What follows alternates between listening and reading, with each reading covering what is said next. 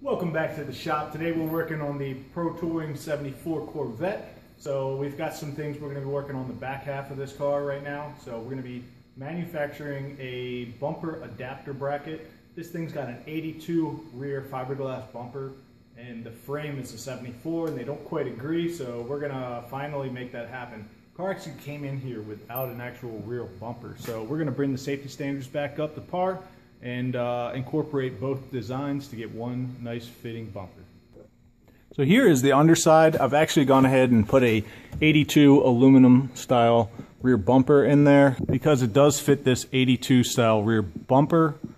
So that part's all great. However, when it comes to the crash pad design, the 74 frame has a narrow section back here, and it actually uses these brackets which are bolted in with a pressed in bushing right there that's made of steel, and that's supposed to absorb all the force. This whole bracket itself is actually slotted, so that will also move in an impact. So in 82, they went with different safety standards and used a gas style setup, similar to what's on a lot of European cars back in the 80s, I guess. So this thing, basically, when it gets hit, this compresses a fluid in here. It's like a hydraulic system, and it will actually absorb most of the impact. However, when you're trying to run this bumper on a 74 Corvette, there's just no room to actually mount it. So the design idea that I have is to basically save these because they no longer make these. So I don't want to cut this flange off and just weld off of that, although that would be the easiest. I'm actually going to make a pattern of this actual flange out of 1/4 inch steel, and then I'm going to build a brace that runs from the base up to this bolt-in section so we can have a bolt-in part. So basically making parts that don't exist. So we've had this bandsaw sitting in the shop for probably the last 10 years, and it's never worked. We always just assumed that it needed to be rewired or put a new motor in it or who knows what.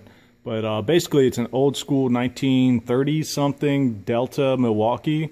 It's got a 240 volt system motor on it. So I actually was playing around with it the other day for a few hours, and I finally got this thing to function. So let's see how this baby does with 1/4 inch plate.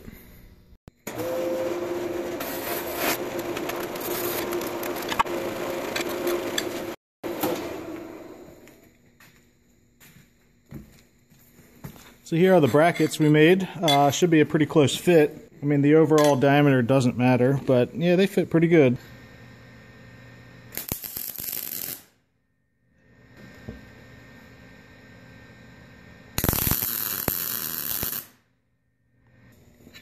So we got these two plates pretty much welded together. Cuts on them look pretty good. They don't match perfect on the angles, but I'm not too worried about that. So right now I'm going to trace out where my bolt holes are going to be. So basically, when you line that up there, I've got a punch that fits in this hole very tightly, so I'm going to mark it on the radiuses on all four, and then I'm going to drill all the plates at once.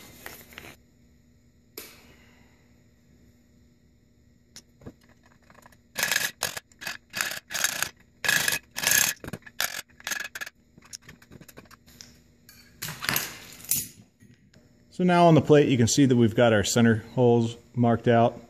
So we're going to start drilling 4 holes and then we're going to connect the 2 somehow.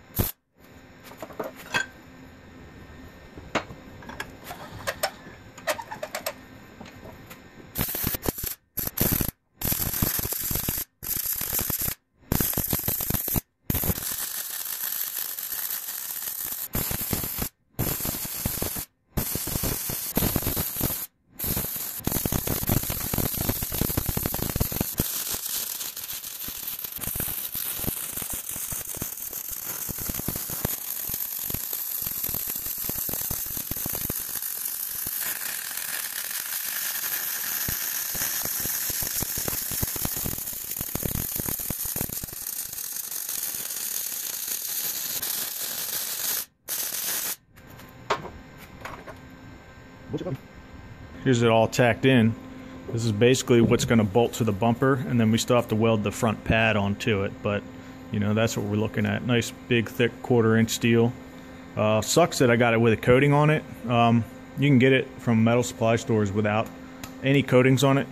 This coating right here is really rough stuff to wire wheel off. Matter of fact, I wasn't even thinking about it. I should have just buzzed it down when it was all one plate. That way all my faces would have looked nice and clean. But yeah, we'll get there.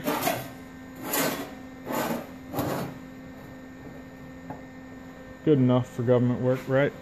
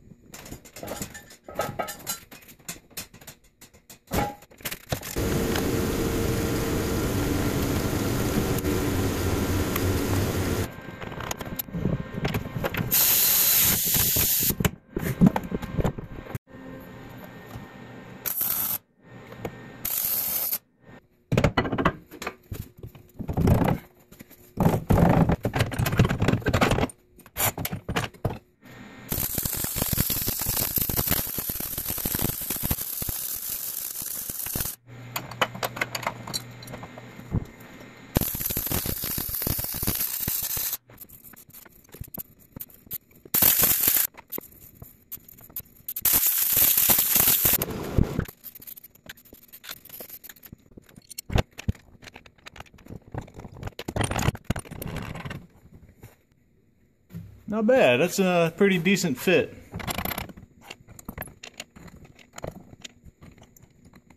So they're done, they're in, everything's nice and tight. I may take these brackets off and actually clean them up, as well as the frame, just to tidy it up, because we're getting a new fuel tank as well in this coming up next. But yeah, I'm pretty happy with the end results. And stay tuned, because we've got a lot more in the works for this 74 Pro Touring Corvette. So definitely, if you're new, don't forget to subscribe. And if you're new to the build, don't forget to check out the playlist. I will post the cards section right up there by the starter, so you can get started on it. And look forward to another video coming in the near future on this 74 Corvette. Alright you guys, I appreciate you all watching, and I will see you guys on the next one.